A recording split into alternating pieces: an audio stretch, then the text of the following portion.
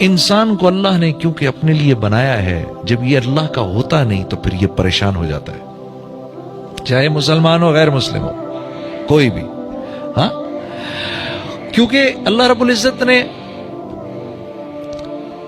عالم ارواح میں انسانوں کی روحیں سامنے تھیں، اپنی تجلی ماری ان پر، ہاں روحیں مدہوش ہو گئیں، اور پھر پوچھا الستو بربکم، کیا میں تمہارا رب نہیں ہوں؟ یقین کرو ہم سب نے، ہماری روحوں نے، ابو جہل کی روح نے، فرعون کی روح نے، نمرود کی روح نے، شداد کی روح نے، ہیں ان بڑے بڑے کافروں تک کی روحوں نے جب اللہ کی تجلی ان پر پڑی ہے تو کہا بلا، آپ کے علاوہ اور ہمارا رب ہو کون سکتا ہے؟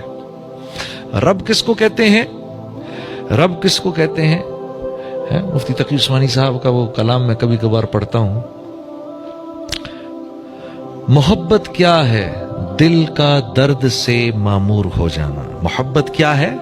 دل کا درد سے معمور ہو جانا، متائے جاں کسی کو سونپ کر مجبور ہو جانا. ہاں، اپنی خوشی نہ خوشی کسی کو سونپ کر مجبور ہو گئے. بیٹا میں جانتا ہوں یہ تیری پسند کی چیز ہے، بیٹا میں جانتا ہوں بڑے عرصے سے تو مانگ رہا ہے، لیکن میں کیا کروں، اللہ اور اس کے رسول کا حکم نہیں، بیٹا میں نہیں دے سکتا تجھے. ہاں، مجبور ہوں میں.